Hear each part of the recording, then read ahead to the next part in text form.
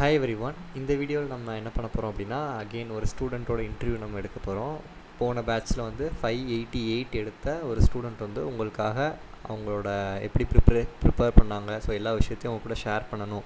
So that upcoming பேட்ச்க்கு அது யூஸ்ஃபுல்லாக இருக்கும் அப்படிங்கிறதுக்காண்டி ஒரு மோட்டிவில் இன்டர்வியூ கொடுக்குறதுக்கு வந்திருக்காங்க. ஸோ வெல்கம் நர்மதா, உங்களை இன்ட்ரடியூஸ் பண்ணிக்கோங்க. என் நேம் நர்மதா. நான் இப்போ கரண்ட்டாக 12th ஃபினிஷ் பண்ணியிருக்கேன். இங்கே எஸ்எஸ்என்வி ஹையர் செகண்டரி ஸ்கூலில் சிவகாசியில் படிச்சிருக்கேன். ஓகே, எவ்வளோ மார்க் ஸ்கோர் பண்ணியிருந்தீங்க? சப்ஜெக்டே சொல்ல முடியுமா? நான் சப்ஜெக்ட் வைஸ் தமிழில் 98, இங்கிலீஷில் 96, மேத்ஸில் 99, ஃபிசிக்ஸில் 96, கெமிஸ்ட்ரியில் 99, சிஎஸ்ல சென்டம். ஓகே, ஸோ 99 ரெண்டு மேஜர் சப்ஜெக்ட், ஒரு இதில் 96 ஃபிசிக்ஸில். ஓகே, சரி. 10th எவ்வளோ மார்க் எடுத்திருந்தீங்க? 10th 491. 491. Okay, very good. So first இது நல்ல மார்க் ஆக்சுவலி, அது கங்க்ராச்சுலேஷன்ஸ்.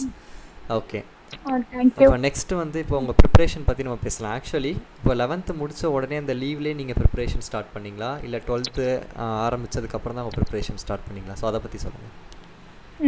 அந்த லீவ்லேயே ஸ்டார்ட் பண்ணிட்டேன். நான் ஒரு ஏப்ரல் 2nd வீக் அந்த மாதிரியே ஸ்டார்ட் பண்ணிட்டேன். ஓகே, ஸோ அப்போ லீவ்லேயே நீங்கள் ப்ரிப்பேர் பண்ண ஸ்டார்ட் பண்ணிட்டீங்க. எஸ். ஓகே, சரி. அப்போ நீங்கள் போர்ஷன் எப்போ கம்ப்ளீட் பண்ணி முடிச்சிங்க? அப்போ நீங்கள் லீவ்லேயே ஸ்டார்ட் பண்ணிட்டீங்க, ஸோ போர்ஷன் முடிஞ்சது எப்போ, எல்லாம் படித்து முடிச்சது?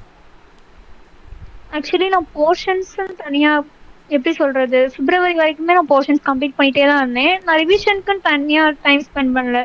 இப்போ இது கம்ப்ளீட் பண்ணும்போது சேர்ந்து அப்படியே ரிவிஷனும் சேர்த்தே பண்ணிட்டேன். ஓகே, ஸோ ஒன்று படிக்கிறீங்கன்னா அப்படியே சேர்த்து அப்படியே ரிவைஸ் பண்ணியிருக்கீங்க.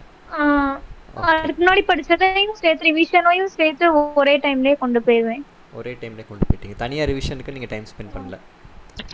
எஸ். ஓகே ஓகே, சரி. நெக்ஸ்ட்டு வந்து இப்போ வந்து எல்லா சப்ஜெக்ட்டுமே நல்ல மார்க் எடுத்திருக்கீங்க. நீங்கள் எதை பார்த்து படிச்சிங்க? புக்கா, கைடா, இல்லை நீங்கள் எதுவும் யூடியூப் சேனல் ரெஃபர் பண்ணிடுவீங்க? அந்த சோர்ஸஸும் நீங்கள் சொல்லலாம்.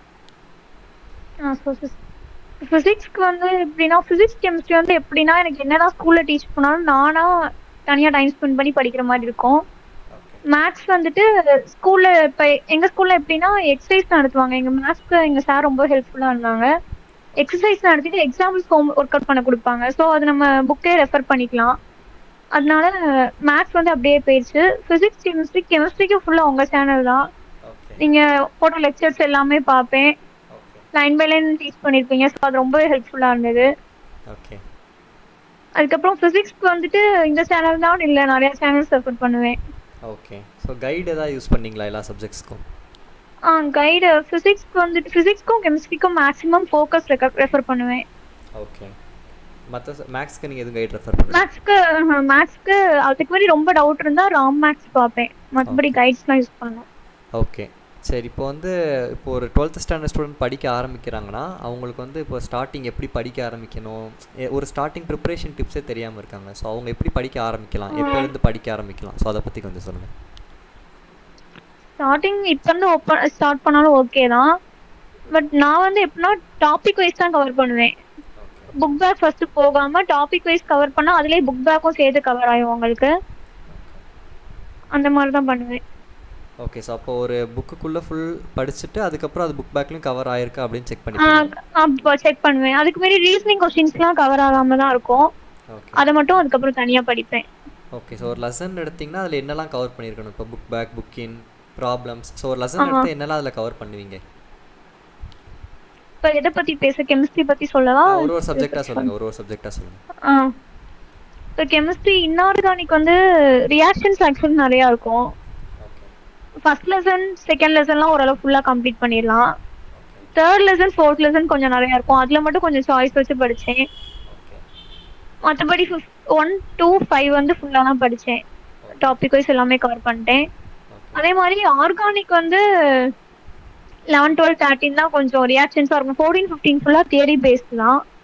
ஸோ 11, 12, 13 வந்துட்டு நீங்கள் கொடுத்துருப்பீங்களா நேமிங் ரியாக்ஷன்ஸ், அதுக்கப்புறம் கன்வர்ஷன்ஸ், அதெல்லாம் ஃபர்ஸ்ட் படிச்சுட்டு அதுக்கப்புறம் இன்னும் பார்த்தாலே புரியும்ல ரியாக்ஷன்ஸ். ஒரு சில ரியாக்ஷன்ஸ்லாம் சிம்பிளாக இருக்கும். அந்த மாதிரி ரியாக்ஷன்ஸ்லாம் எல்லாமே படிச்சிருவேன். அது வந்து கம்பல்சரிக்கு சம்டைம்ஸ் யூஸ் ஆகும்.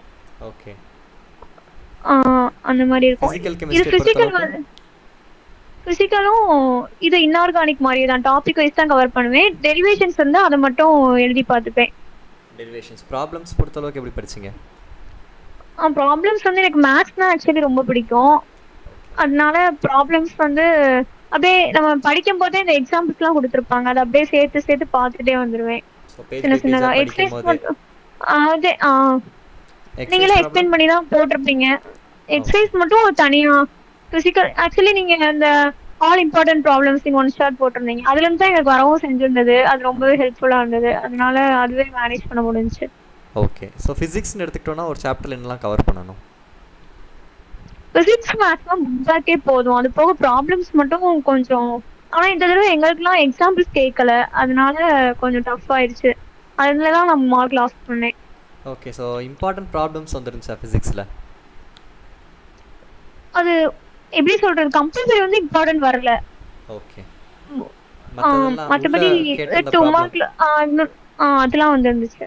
ஓகே சரி. நெக்ஸ்ட் நீங்கள் டியூஷன் எதுவும் போனீங்களா இல்லை செல்ஃப் ஸ்டடி தானா? இல்லை செல்ஃப் ஸ்டடி தான். Full and full self study தான். ஓகே. ஸோ எதுக்காவது இப்போ நோட்ஸ் எடுத்து படிக்கிற பழக்கம் இருந்துச்சா? ஏதாவது சப்ஜெக்ட்ஸ்க்கு நோட்ஸ் எடுத்து படிச்சிங்களா?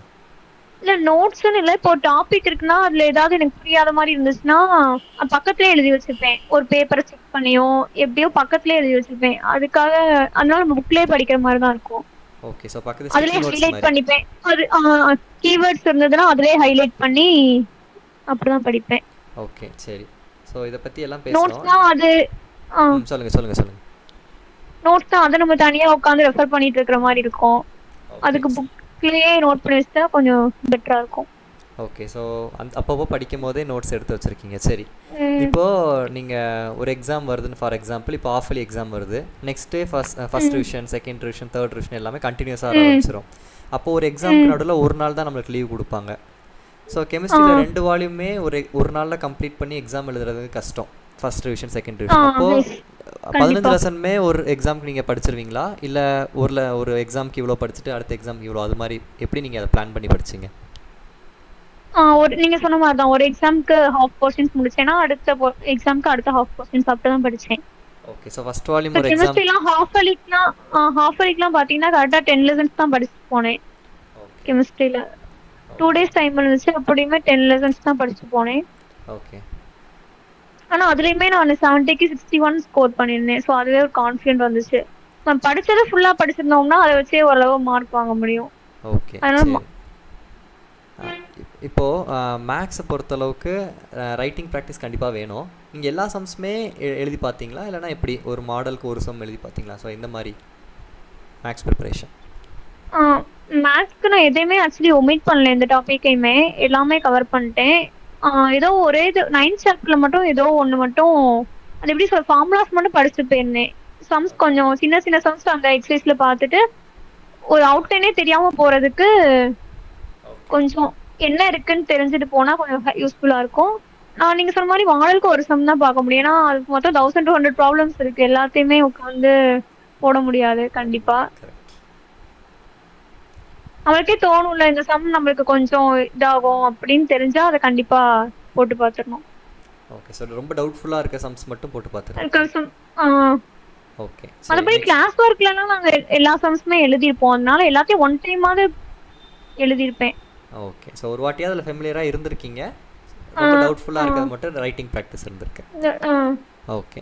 ஸோ நெக்ஸ்ட்டு வந்து இப்போது எப்படி சொல்கிறது, சப்ஜெக்ட் பற்றி பேசணும். இப்போது நிறைய டிஸ்ட்ராக்ஷன்ஸ், இப்போ நம்ம நிறைய பேர் சோஷியல் மீடியா யூஸ் பண்ண ஆரம்பிச்சிட்டாங்க. நிறைய டிஸ்ட்ராக்ஷன்ஸ் இருக்குது. ஸோ உங்களுக்கு எப்படி இருந்துச்சு டிஸ்ட்ராக்ஷன்? எப்படி அதுலேருந்து ஓவர் கம் பண்ணீங்க? டிஸ்ட்ராக்ஷன்ஸ் நானுமே ஷார்ட்ஸ்லாம் பார்த்துட்டே தான் இருப்பேன். அதை ஒன்றும் பண்ண முடியாது.